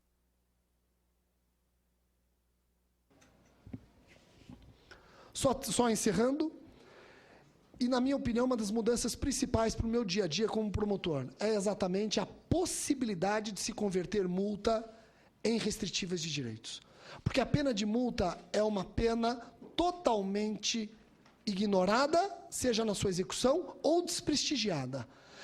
A pessoa simplesmente não cumpre a pena de multa, o Ministério Público não tem como executá-la, manda para a Procuradoria da Fazenda, e a Procuradoria da Fazenda diz que ela não tem interesse em executar aquele determinado valor. Ou seja, é um crime sem pena, isso é desprestígio da justiça. O anteprojeto prevê o quê? O Ministério Público volta a ser a parte legítima. O Ministério Público vai executar a pena de multa. E se ele não pagar a pena de multa, pode ser convertido em restritivas de direitos. Ele pode ter, inclusive, executado o quê? Os seus bens, perda de bens e valores. Porque a Fazenda Pública já anunciou que valores desse tanto ela não vai executar. Esse é um ponto excepcional, dentre outros, que eu trouxe aqui. Bom, eu gostaria de... O livramento condicional é uma crítica também do professor Juarez e de outros tantos. O livramento condicional, de duas uma, ou ele tinha que ser abolido, ou ele tinha que ser reformado e efetivamente cumprido. Porque ninguém cumpria livramento condicional. É a mesma coisa que o regime aberto, senador. Ou seja, é o desprestígio da justiça. A pessoa no regime aberto, ela sempre... Bom, a pessoa no semiaberto, ela já consegue uma liberdade exagerada, porque nós não temos semiaberto. E o código, o anteprojeto, prevê que se não tiver vaga no semiaberto, ele vai para o aberto, e no aberto é a liberdade antecipada. Agora, de duas uma, senador, ou nós abolíssemos, ou a opção seria abolir o livramento condicional, ou então reformular o livramento condicional, e aí seria reformular, inclusive, todas as estruturas de execução penal, porque ele é um desprestígio, ele não é executado. O livramento condicional significa saia e fique aí como egresso. E pronto. Eu quero agradecer, então, o convite mais uma vez, senador Pedro Taques, do senador Eunício Oliveira. Estou à disposição e também parabenizar novamente o professor Juarez pela sua exposição. Obrigado, senhor presidente. Eu agradeço aos dois professores pelas valiosas contribuições que trouxeram. Eu quero parabenizar o professor Juarez pelas suas contribuições e gostaria, como relator, se elas fossem para cá enviadas por escrito, porque eu fiquei muito impressionado com as manifestações do senhor, já tinha ouvido em palestras o senhor e lido os seus escritos. Quero parabenizá-lo. Muitas destas contribuições que o senhor nos trouxe aqui hoje, outros senadores, além do senador Aloísio, já nos trouxeram como emendas ao projeto. 500, mais ou menos. 500 emendas. Já analisamos. Além de contribuições de várias associações. Sim, é uma responsabilidade muito grande. Eu gostaria de indagar ao senhor, e depois eu faço ao professor Rogério Sanches, na opinião do senhor, o sistema de progressão de regime no Brasil. Este sistema de progressão, ele é adequado ao momento constitucional que nós vivemos? Um cidadão que comete um homicídio, se nós podemos chamar de homicídio simples, se tirar a vida de um semelhante pode ser algo simples, ele fica 1 ano no regime fechado e depois ele vai para o regime semiaberto. Nós sabemos da não existência, em regra, de regime semiaberto. A posição do senhor, se o senhor pode trazer a contribuição dos seus estudos na Alemanha, como funciona a progressão de regime na Alemanha, como isso se dá, qual é a pena, me parece não, na Alemanha não existe pena mínima para alguns crimes. Como isso se dá na Alemanha e esta cotejo, esta comparação aqui no Brasil? A primeira, a questão da progressão de regime. Na opinião de Vossa Excelência, sem falarmos de um direito penal mínimo, nem um direito penal máximo, não falarmos de um direito penal do inimigo, que nem Jacobs, ou um direito penal do amigo, mas um direito penal cidadão. Na opinião de Vossa Excelência, quais são os bens jurídicos que teriam a dignidade penal? E, na avaliação que Vossa Excelência fez do projeto, se isso vem sendo cumprido, qual é a posição do senhor? Também uma reflexão do senhor a respeito dos crimes contra a administração pública, em especial os crimes relacionados ao desvio de recursos públicos.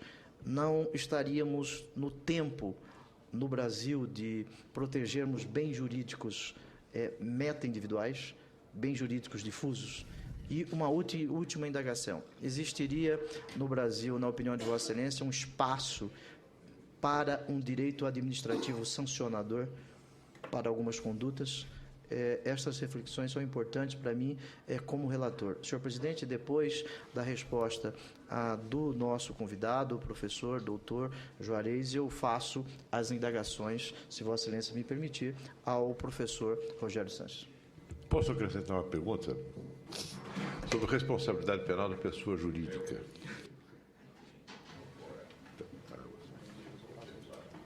Aí, se o senhor me permite, depois eu faço. Claro.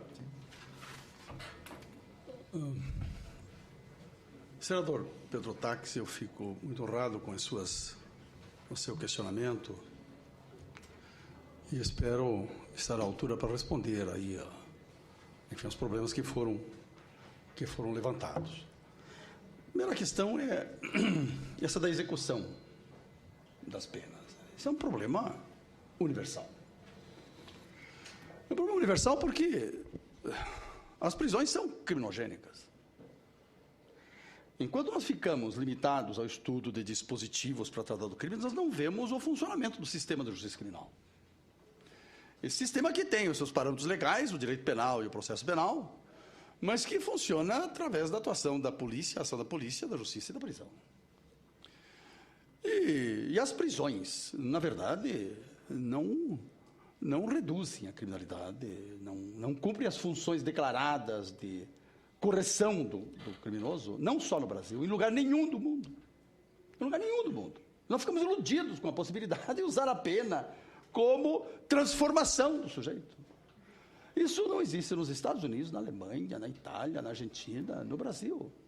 Mas os objetivos declarados da prisão, de correção do condenado, vamos falar do criminoso, do condenado, não são cumpridos, porque a prisão introduz o sujeito em novas relações de violência. Mas a prisão é um mundo violento, como Vossa Excelência sabe. O sujeito que entra na prisão, ele tem que se adaptar a novas normas da prisão, e as normas, as regras de sobrevivência aqui são a violência e a malandragem. E quando ele se encontra absolutamente adaptado à prisão, foi inteiramente prisionalizado, está adaptado àquele mundo de violência, ele volta para o mundo fora da prisão. E aí encontra o quê? Ele encontra as mesmas condições adversas que o levaram à primeira criminalização, etc. E mais, encontra ainda a atitude dos outros, porque agora ele é um egresso. E a comunidade, aí vem a comunidade, na verdade, tem um papel nisso, ela na verdade, se comporta em relação ao egresso naquela expectativa de que ele continue praticando novos crimes. Mas ele continua sua carreira criminosa. Agora imagine, o sujeito foi inteiramente prisionalizado, adaptado à prisão, então volta para a comunidade, encontra essa atitude, e qual é o resultado? O resultado é a reincidência. Quer dizer, a prisão, na verdade, produz reincidência. E hoje a criminologia mostra, para entendermos o direito penal, foi pena que não pudemos falar na nossa exposição inicial de criminologia, porque tínhamos que falar dessa parte geral, mas a criminologia mostra. O sistema é inteiramente criminogênico e não cumpre as suas funções declaradas, cumpre, aliás, outras funções reais, ocultas, né, que essa é a função verdadeira que o sistema penal cumpre numa sociedade desigual, senão o direito penal garante a sociedade. Então vem o ilustre promotor fala em garantir a sociedade. Garantir uma sociedade desigual é garantir a desigualdade. Quer dizer, quando estamos garantindo uma sociedade justa, aí o direito penal pode ter um papel, sabe, positivo. Mas numa sociedade profundamente desigual e injusta como a nossa, o direito penal garantir a sociedade é garantir essa injustiça e essa desigualdade. Então, ele é, por natureza, elitista. Quer dizer, esperar que o direito penal vá resolver, que a execução penal vá resolver, não vai resolver. A questão de progressão de regimes é muito importante.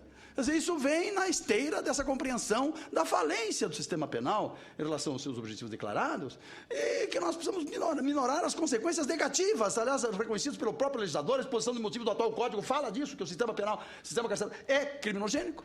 Então precisamos atenuar isso com a progressão de regimes, com os substitutivos penais, com o livramento condicional, com a suspensão condicional da pena, que são institutos generosos e que foram aqui proscritos. Quer dizer, por quê?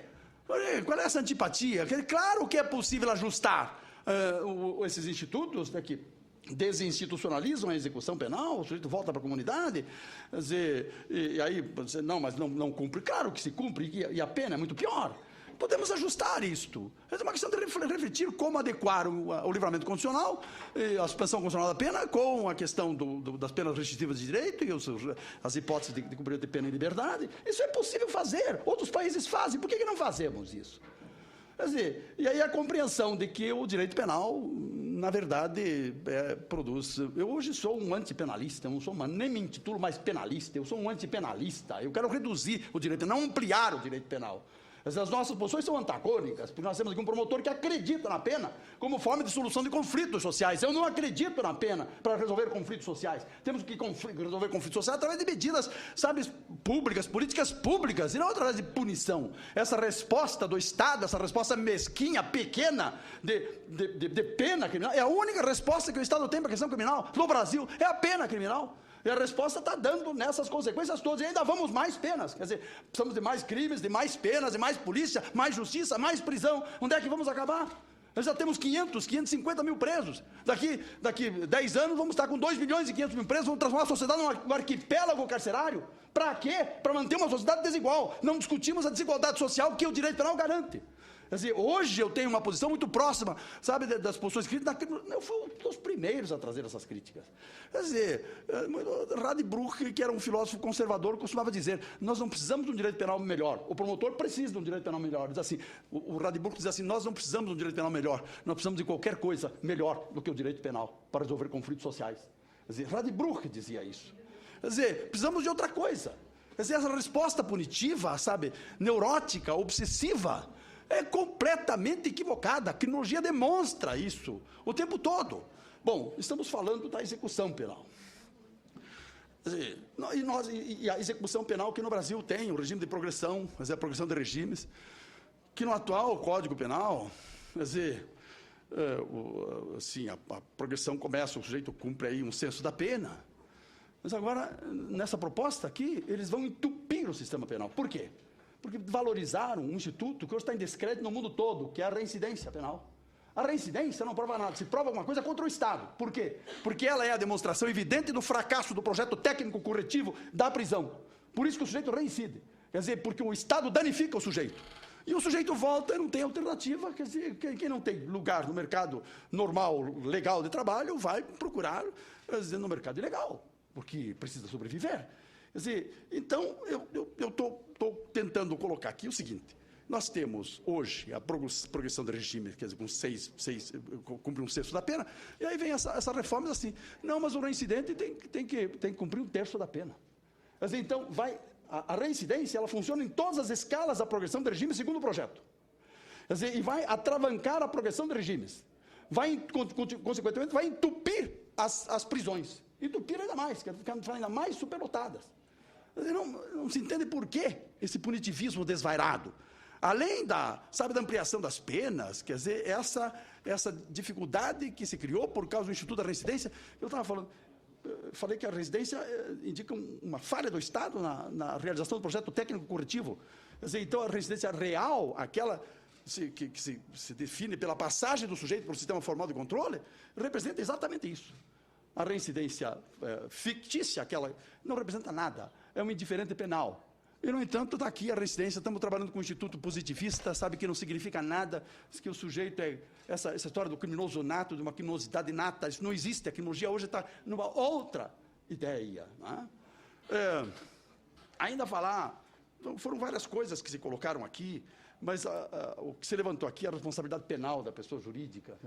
Essa é uma questão, sabe, discutida internacionalmente, e que, infelizmente, nós adotamos o modelo francês, copiamos mal o modelo francês, e o modelo francês foi a primeira experiência, digamos, europeia, digamos, assim, continental europeia, porque, então, antes era só a Inglaterra, enfim, os Estados Unidos, o Japão, que introduziu a responsabilidade penal da pessoa jurídica. Nós copiamos isso e copiamos mal.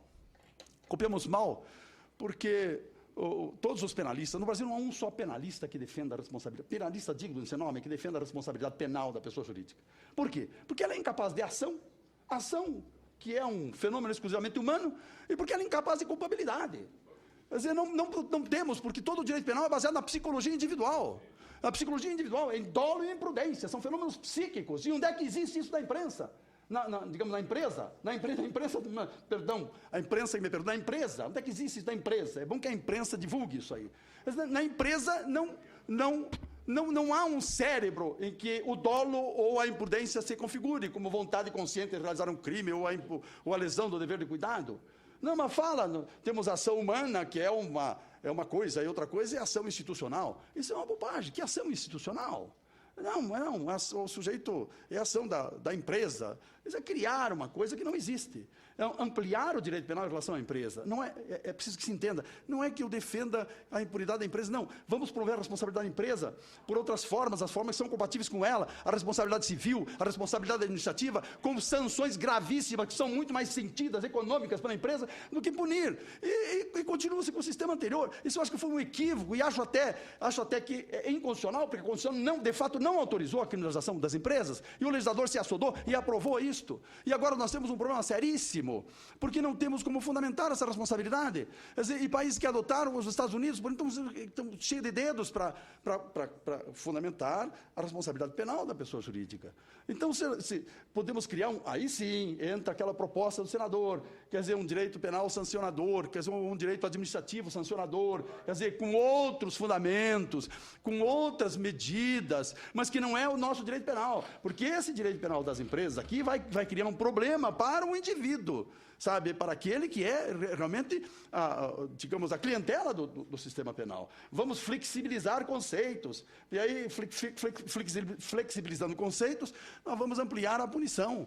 Quer dizer, isso não é possível. O que temos que fazer, então, é um estatuto próprio para as empresas, estabelecer a responsabilidade jurídica das empresas, civil, administrativa, mas penal não é possível. O direito penal foi historicamente pensado, é fundado, ele se funda na subjetividade, no psiquismo do sujeito. Aí não é possível. Não podemos mudar as coisas, né? E, por último, não sei se falaram aqui do princípio da insignificância, se era para dizer alguma coisa sobre isso. O princípio da insignificância é um princípio muito generoso. Na verdade, quer dizer o seguinte: quando pequenas lesões de bens jurídicos não vão mobilizar o Estado todo. O Estado todo. Quer dizer, pequenos arranhões, pequenas ofensas, pequenos furtos.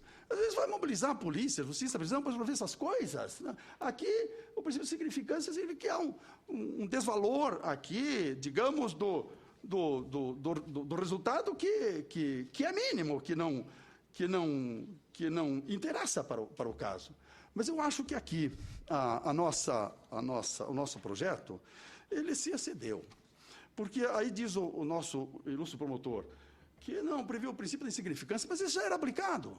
Mas eles preveem o princípio da significância, que é muito bom, muito simpático isso, né? Só que estabelece tantas limitações que tornam praticamente inútil o princípio. Vejam, o princípio da insignificância, no artigo 28, parágrafo 1º, diz assim: primeiro tem um desvio topográfico, que aparece como justificação, e na verdade não é justificação. O princípio da insignificância, ele exclui o próprio tipo, ele destipifica o fato. E tem mais, há uma distorção político-criminal aqui, porque estabelece exigências excessivas, que esvaziam o Instituto, porque exige mínima ofensividade, vejam vocês, da lei, mínima ofensividade, reduzidíssimo grau de reprovabilidade e inexpressividade da lesão. É impossível configurar todas as situações aqui. Quer dizer, de alguma forma, o princípio de insignificância não existe. E isso eu digo que isso é uma distorção político-criminal indevida, porque o princípio da insignificância se refere ao desvalor do resultado. E está se usando aqui o desvalor da ação, a ofensividade ou a reprovabilidade que se refere ao autor, para amesquinhar um princípio muito importante no Código Penal. Então, vejo que isso foi apresentado aqui como uma coisa positiva do projeto, mas, na verdade, o projeto dá com uma mão e retira com a outra. Quer dizer, essa é que é a verdade. E por último, essa questão do direito penal garantista, né? Uma garantista com essa punitividade, sabe, com essa intolerância em face do indivíduo. O direito penal devia ser garantista, né?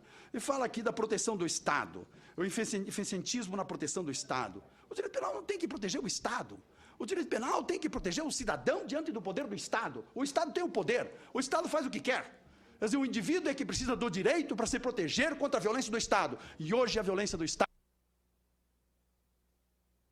ponto de vista do Executivo, eu acho todas as polícias, sabe, estão aí nessas invasões, enfim, de áreas pobres, como, por exemplo, o alemão, sabe, instituindo um estado de sítio ali para aquela população pobre que vive uma situação de violência, matando pessoas. Quer dizer, nós estamos vivendo não apenas, quer dizer, e essa é a questão que a criminologia nos mostra, não apenas um período de encarceramento em massa da população pelo Estado, mas um período de matança em massa da população pelo Estado. E eu, quando estou falando do Estado aqui, eu estou falando do Poder Executivo, e especialmente do Poder Executivo estadual. Quer dizer, a Polícia Federal, né, age em outro nível, mas também atua nessas invasões, também atua a Polícia Federal, a Polícia Estadual, Civil, Militar, as polícias municipais, né, as Forças Armadas, quer dizer, o Exército, a Marinha, a Aeronáutica, sabe, contra o povo. Quer dizer, eu fico alarmado com isso. Nós estamos vivendo um período muito difícil, e seria bom que essa Casa de Leis refletisse também sobre isto, quer dizer, sobre essa matança da população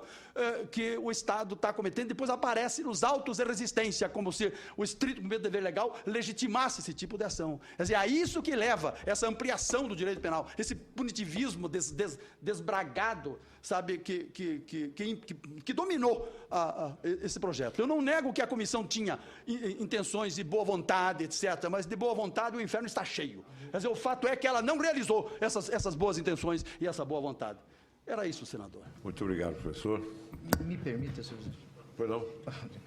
Senador Pedro Taques. Eu, em razão do adiantar da hora, senhor presidente, eu gostaria só que o professor Rogério Sanches respondesse as mesmas perguntas que eu fiz ao professor Juarez e acrescendo, professor Juarez, o que faremos com a força normativa da Constituição, o artigo 173, parágrafo 5º, e também no que tange aos crimes ambientais, que a Constituição tem um mandado expresso de criminalização.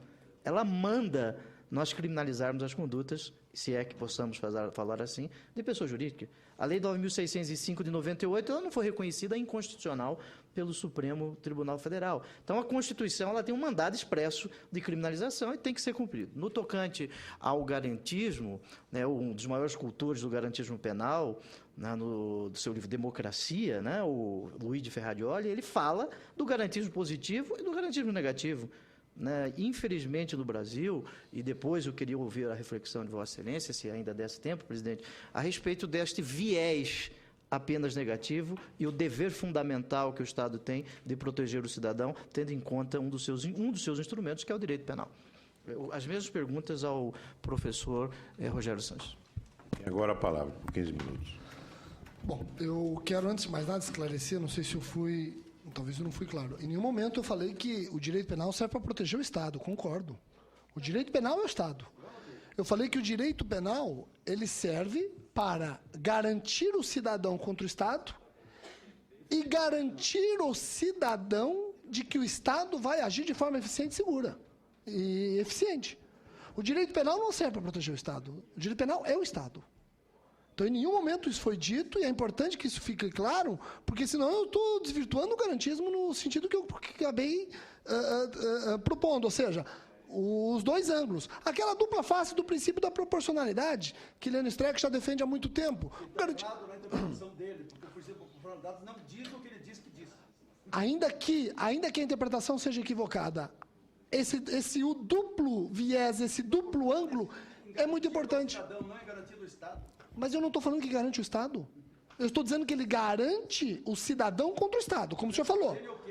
Como o senhor falou. E depois, ele garante o cidadão de que o Estado vai agir de forma suficiente. Jamais protegendo o Estado. Ninguém falou de proteger o Estado. A outra coisa que eu coloco aqui é o seguinte. Em nenhum momento me titulo como um punitivista atroz. Em nenhum momento. Eu gosto de trabalhar com o direito penal mínimo porque é mínimo, direito penal máximo porque é máximo.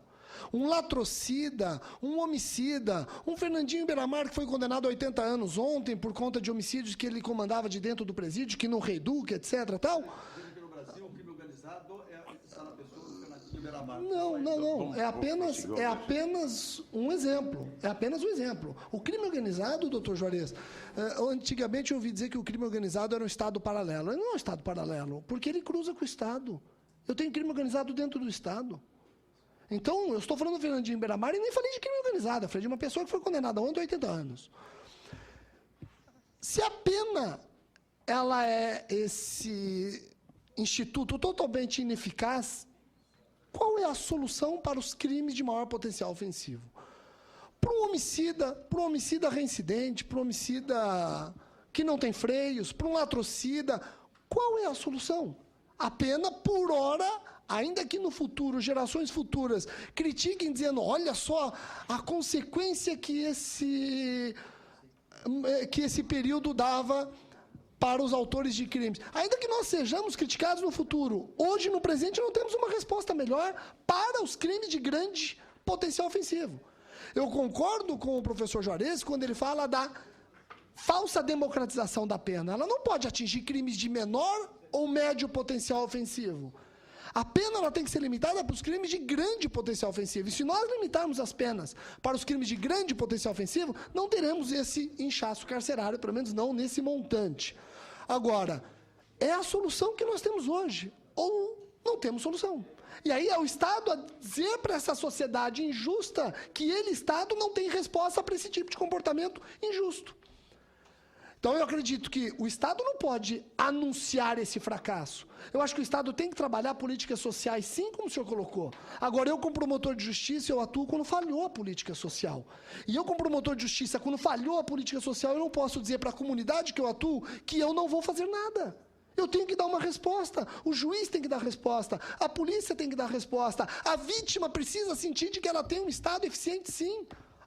Ou, pelo menos, não tão ineficiente.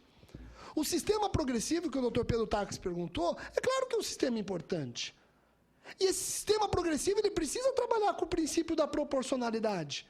Não vamos aqui falar em frações, se um terço, metade, etc. Não vou chegar nesse tanto, até porque talvez um sexto seja muito no sistema que nós temos. Talvez um sexto já seja muito. Não, estou dizendo no sistema que nós temos. O anteprojeto ainda não temos, ainda é uma esperança. O que eu estou dizendo para o senhor é que um sexto hoje pode ser muito. Agora, o que eu não admito é um sistema progressivo tratando todos iguais. Isso fere o princípio da proporcionalidade. Isso fere. Eu não posso ver um latrocida progredindo de regime no mesmo quantum de um furtador. Eu tenho que trabalhar com o princípio da proporcionalidade. E esse sistema progressivo me parece que trabalha com o princípio da proporcionalidade. Agora, não vamos questionar aqui o quantum. Talvez o quantum tenha que ser repensado. Talvez o quantum tenha que ser repensado por conta do sistema que nós temos. Esse sistema falido. O senador perguntou também a respeito da responsabilidade penal da pessoa jurídica. É importante, o professor Juarez deixou claro que O nosso sistema é realmente uma cópia do sistema francês e copiamos pela metade, porque só copiamos a parte penal, e o sistema francês ele reformulou também o processo penal. Eu conversava antes de chegar aqui, dizendo que eu, como promotor de justiça, eu denunciei uma pessoa jurídica. Rogério, mas por que você não denunciou mais? Não tem pessoa jurídica poluidora? Eu falei, não, porque eu não denuncio mais enquanto não se estabelecer critérios para que eu possa denunciar. Porque depois que eu denunciei uma pessoa jurídica poluidora, junto com a pessoa física, no sistema de dupla imputação para alguns, Sérgio Salomão Checari, etc., primeiro entrava e surgiu no momento da citação. Olha só que detalhe, que naquela época eu nem parei para pensar, vou citar quem? Quem será citado para, em nome da pessoa jurídica, ser interrogado, sob pena de confissão? Ou sob pena de confissão, não, podendo confessar. Então, eu acredito que a responsabilidade penal da pessoa jurídica, senador Armando, ela é uma responsabilidade penal que tem que ser discutida, ela não pode ser ignorada, não pode ser afastada imediatamente, porque nós temos pessoas jurídicas praticando infração penal por meio de pessoas físicas. Agora o senhor diz, então vamos punir as pessoas físicas. E quem diz que é fácil nós encontrarmos dentro do nosso sistema a pessoa física autora? Eu não estou aqui defendendo nem negando a responsabilidade penal da pessoa jurídica, mas ela não pode ser descartada. Do mesmo jeito que ela não pode ser afirmada ou aplaudida 100%, ela não pode ser... Precisa ser amadurecida essa questão. Eu tenho pessoa jurídica autora de crime, sim. Sérgio Salomão Checari, quando ele escreve na monografia dele, na tese dele, responsabilidade penal da pessoa jurídica, ele faz uma sugestão muito importante. Ele fala, talvez seja o momento, e aqui Sérgio Salomão eu discordou um pouco do professor Juarez, seja o momento de nós rediscutirmos alguns dogmas penais. Culpabilidade, mas por que nós vamos ficar com a culpabilidade do jeito que ela é hoje? Vamos rediscutir a culpabilidade. Vamos rediscutir. Por que nós vamos simplesmente nos conformar com o que já nos é dado há séculos? Não é o momento de talvez nós repensarmos em alguns institutos? Por exemplo, vamos conformar os nossos institutos também à realidade, qual seja, pessoa jurídica autora de crimes. Então, aqui eu apenas coloco essa minha opinião. Nós não podemos descartar esse importante instrumento que é a responsabilidade penal, hoje num país que ainda não temos uma resposta satisfatória para alguns crimes. E os crimes ambientais estão entre os crimes mais graves que nós vivemos hoje. É claro que estão.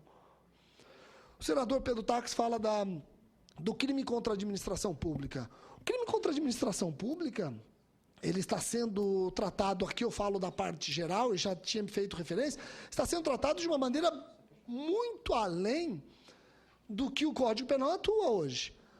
Hoje, nós só garantimos a reparação do dano, a restituição do produto do crime na progressão. O autor de um crime contra a administração pública, no direito penal, ele só está obrigado a reparar o dano ou restituir a coisa para algum benefício penal na sua progressão. O anteprojeto não, o anteprojeto trata também dessa condição para conquistar outros benefícios, como penas restritivas de direito. Isso é muito importante, senador.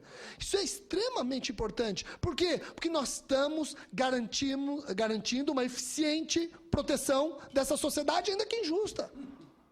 Ainda que injusta, mas nós estamos garantindo. Agora, o direito penal ele não serve para trazer justiça para a sociedade. São outras medidas, como o professor Juarez falou. Agora, o direito penal tem que agir a partir do momento que tem um crime. E o direito penal não vai se isentar ao seu mistério. Com certeza, não. Tinha mais alguma indagação? Não.